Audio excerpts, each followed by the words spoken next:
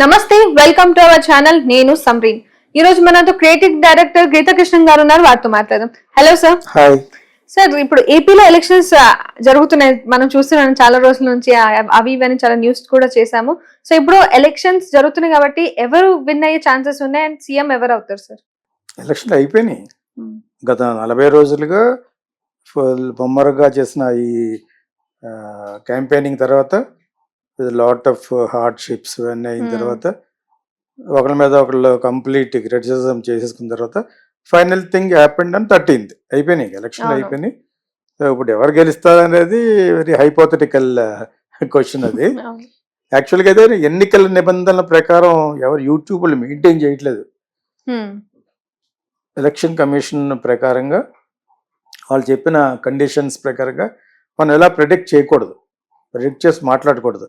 అది మాకు సంబంధం లేదు అన్నట్టుగా మహాడేస్తారు అన్నాడు. చాలా మంది మహాడేస్తారు. ఈ మాట ఒకసారి ఎందుకు చెప్పానంటే అటువంటి ఏమన్నా ఉంటే మీకు ఛానల్కి మళ్ళా నోటీస్ పంపుతారు. యాక్చువల్గాను we're not supposed to predict. మనం ప్లస్ జ్యోతిషులు కూడా కాదు మనం. అయిపోయింది, అలాగే అయిపోయింది. కొన్ని వేల మంది హైదరాబాద్ నుంచి by cars, trains, different ways and means ద్వారా అందరూ వెళ్ళి ఓటేసి వచ్చారు. యాక్చువల్గా ఎవరు గెలుస్తారు అనేది దానికి ఇప్పుడు నేను చెప్పినట్టు హైపోథెటికల్ అయినా కూడా ఎంత ఎవరికాళ్ళ ఎలా ప్రెడిక్ట్ చేసుకుంటారంటే ఇప్పుడు లేటెస్ట్ సర్వే ప్రకారంగా ఇంతమంది వచ్చారు కాబట్టి అది మన కూటమి వాళ్ళు ఏమన్నారంటే ఓడించడానికి పనిగట్టుకునే వచ్చారండి అని అన్నారండి. ఎలక్షన్లో అప్పుడు నేను చూస్తున్నాను ఇక్కడ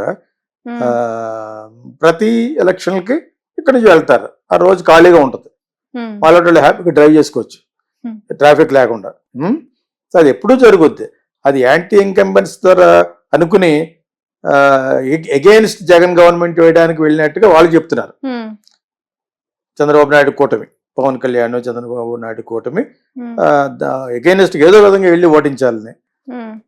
వాళ్ళు ఏమన్నారంటే ఓకే అదే కరెక్ట్ అయితే జగన్మోహన్ రెడ్డి గారు వాళ్ళ పార్టీ వైఎస్ఆర్సీపీ అదే కరెక్ట్ అయితే ఎక్కడో కూర్చున్న వాళ్ళు వాళ్ళ పనులు చేయించుకోవడం కోసం మిమ్మల్ని హైదరాబాద్లో కూర్చున్న పనులు చేయించుకోవడం కోసం మీరు గెలవాలని చెప్పి కోరుకునే వాళ్ళు చెప్తే నిజంగా ఇక్కడ నివసించే విలేజర్స్ మటుకు అంతా మాకే వేస్తారు. యాక్చువల్గా అర్బన్ పీపుల్ కూటమికి వేసిన, రూరల్ అంతా ప్లస్ ఎస్టీలు అంతా కూడా జగన్కై ఓటేస్తారు.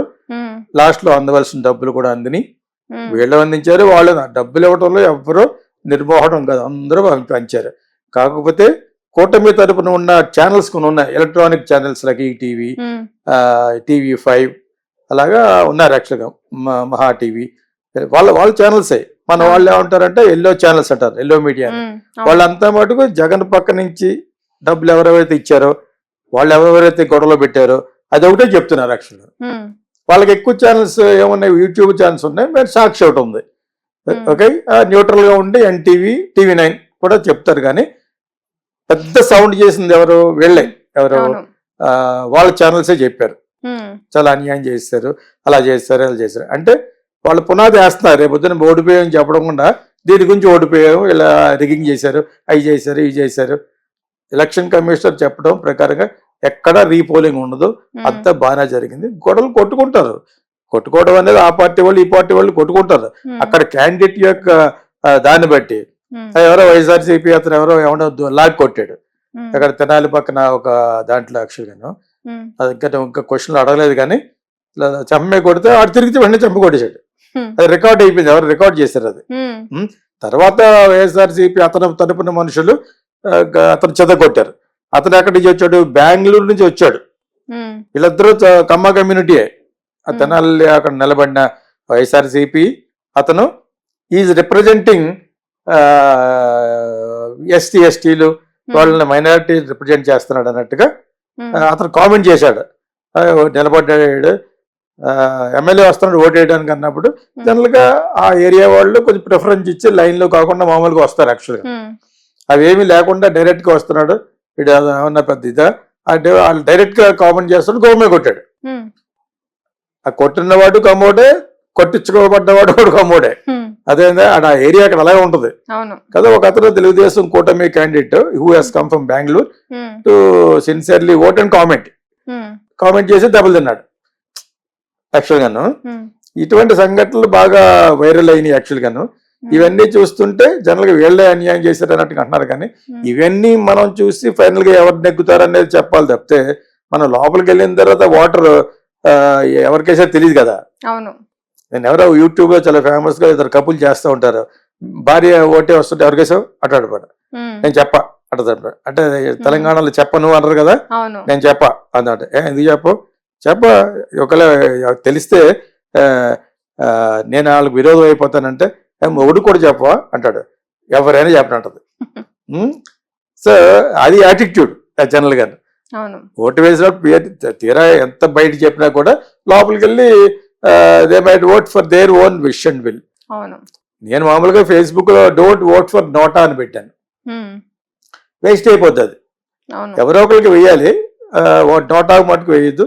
ఆ వేసేవాళ్ళు ఇద్దరు వేస్ట్ ఫిలోసే, వేస్ట్ పార్టీలే అయి ఉండొచ్చు, వరస్ట్ పార్టీలే. బెటర్ వరస్ట్ పార్టీకి ఏమని చెప్పాను, చాలా మంది లైక్ చేశారు యాక్చువల్ గా. ఫేస్బుక్ లో పెట్టింది vote for a better worst party than the real worst party. అంటే ఉన్న వాళ్ళందరూ వరస్ట్ టైం మీద లెక్క. అంచేత ఏం చేస్తారు, కొంతమంది అభ్యుదయ భావాలు ఉన్న వాళ్ళు నోటాకేస్తారు. ఓకే, సో ఆ నోటాకేస్తే ఎటుకోకుండా పోతుంది.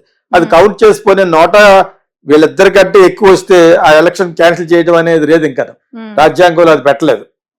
ఓకే, సో ఇప్పుడు ఎవరు గెలుస్తారు అనేది మటుకు డెఫినెట్ గా రియల్ హైపోథెటికల్ క్వశ్చన్ అది. ఎందుకంటే ఇప్పటి వరకు ఒక ఎత్తు, వెళ్ళిన తర్వాత అక్కడ వేసిన తర్వాత వేసేవాళ్ళు ఎవరెవరి హృదయంలో ఏముందో. జనరల్ గా యాంటీ ఇన్కంబెన్స్ ద్వారా జగన్ కి అగేన్స్ట్ గా ఓటు వేసే వాళ్ళు ఎక్కువ ఉన్నారని వీళ్ళు ప్రోపగండా చేస్తారు. వాళ్ళు ఏమన్నారు, అది నిజం కాదు, నిజంగా వేరే ఊరి నుంచి వచ్చిన వాళ్ళంతా నాకు అగేనెస్ట్ గా వేసినా కూడా విలేజ్ లో ఉన్న వాళ్ళందరూ సాలిడ్ గా మాకే వేస్తారు, beside which they have given money also. So ఇద్దరిలో ఎవరనేది చెప్పడానికి మన సూపర్ మ్యాన్ కాదు, సూపర్ ఆస్ట్రాలజర్ కూడా కాదు. కాబట్టి ఎవరు చెప్పలేదు, చెప్పకూడదు కూడా. ఎలక్షన్ దాటిలో చెప్పకూడదు, ఎందుకంటే దిస్ మైట్ ఎఫెక్ట్ 4వ విడతగా జరగబోతున్నాయి కదా కొన్ని స్టేట్లలోనూ. దేని గురించి కానీ సెంట్రల్ లో కాంగ్రెస్ వస్తుందా లేదా మోడీ గారు గవర్నమెంట్ వస్తుందా అనే దానికి ఎన్ని ఎఫెక్ట్ ఇస్తాయి. కాబట్టి జనరల్ గా చెప్పకూడదు. This prediction might effect the rest of the elections. ఇంకా అవ్వలేదు కదా, ఇంకా జరుగుతున్నాయి. మన అయిపోయినాయి ఒక 10 states వరకును, ఇంకా there are some places which they are happening అనమాట.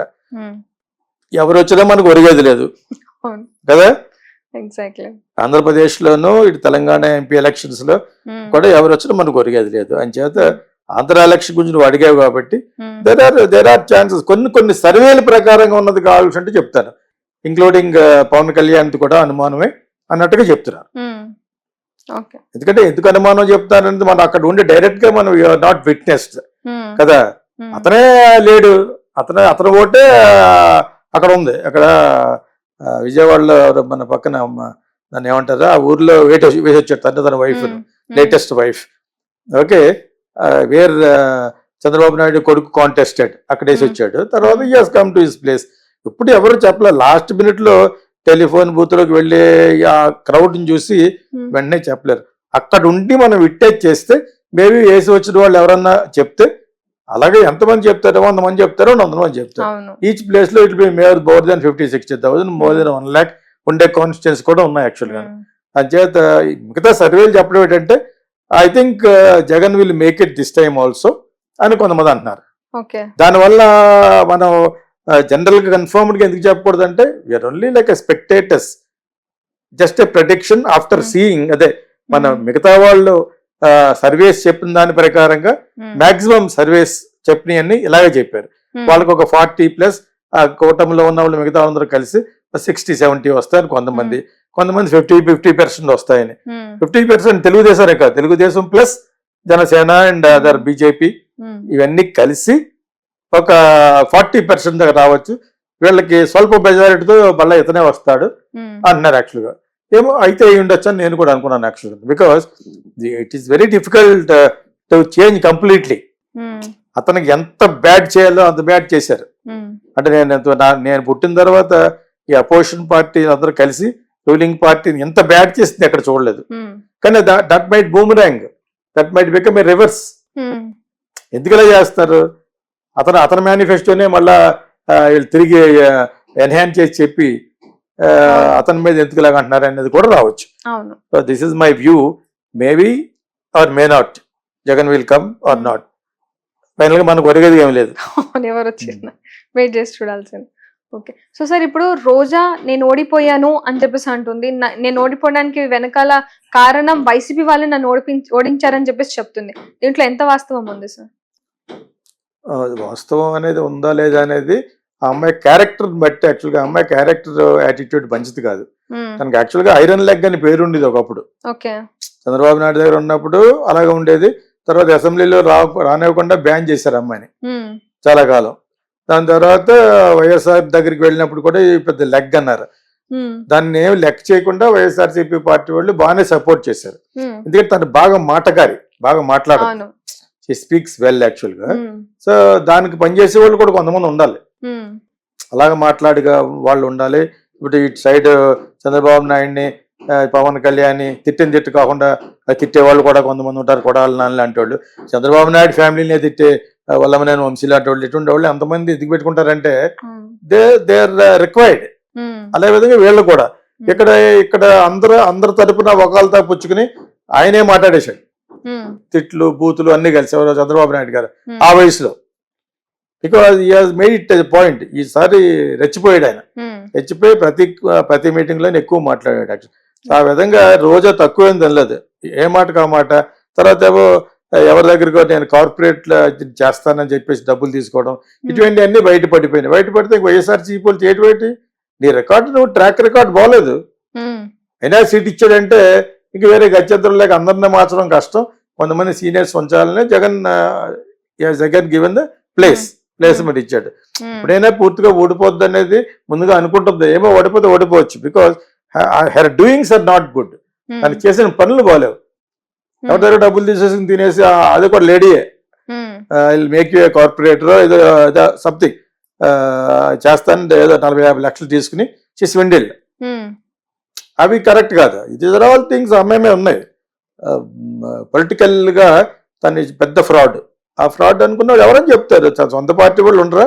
మన ఊర్లో మన సొంత వాళ్ళలోనో విరోధులు ఉంటారు.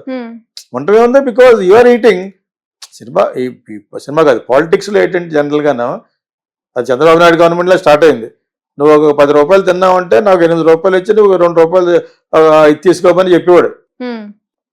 అది మెల్లమెల్లగా కొంచెం తగ్గింది. ఎప్పుడు వైఎస్ రాజశేఖర రెడ్డి వచ్చినప్పుడు నువ్వు ఖర్చు పెట్టావు కాబట్టి గెలవడానికి తిను, అది మా నోటీస్కి రావాలి, మా లెవెల్ కొన్ని ఉంటాయి వాటి దగ్గర రావద్దని వాడు. అల్టిమేట్ గా అందరూ తింటారు, అందరూ swindlers. Every politician but for some 10-15% like Panikkar in Goa is no more. అలాగే 2-3 చీఫ్ మినిస్టర్లు తప్పితే మిగతా వాళ్ళందరూ fraudulent. India is a fraudulent politicians, bunch of fraud I mean దాన్ని ఏమంటారు, ఫ్రాడ్ చేసేవాళ్ళు అనమాట. Bunch of fraudulent people, fraudulent CMs, fraudulent MLAs, MPs. So ఒకళ్ళు ఇప్పుడు బీజేపీలోనే వాళ్ళ తరపు నుంచి బాగా పేరు వచ్చేస్తుంటే కట్ చేసే రోజులు వచ్చేసినాయి. వీళ్ళు తక్కువ ఏం తెలియదు. ఎవరో మోడీ అండ్ అమిత్ షా వాళ్ళది ఒక సెపరేట్ కూటమి, వాళ్ళే కొట్టుకుంటారు అక్కడ. సో ఇక్కడికి వచ్చి ఇక్కడే ఉంది పెద్ద వైఎస్ఆర్సీపీ కొట్టుకుంటారు. బికాస్ చాలా చాలా తప్పులు చేస్తావు. అమ్మాయి ఇప్పటి నుంచి కాదు, ఎప్పటి నుంచో she does all this mistakes. అవకాశవాదం కాకుండా మాట్లాడుతూ ఉంటుంది. ఆ రోజులు వెళ్ళిపోయినాయి. You have to be according to the breeze. నువ్వు బతకగలగాలి, మీ వాళ్ళని కూడా సాటిస్ఫై చేయాలి. So that's it about Roja. Maybe వాళ్ళు సొంత వాళ్ళు చేసి ఉంటారు ఓడిపోవడానికి. ఆల్రెడీ సంకేతాలు అందిపోయి ఉంటాయి తన ఓడిపోద్దని చెప్పేసి ముందుగానే చెప్పేస్తాను అనమాట. నేను ముందే ఎక్స్పెక్ట్ చేశాను, మా సొంత పార్టీ వాళ్ళే నన్ను ఓడించినట్టు ట్రై చేశారు. That's it.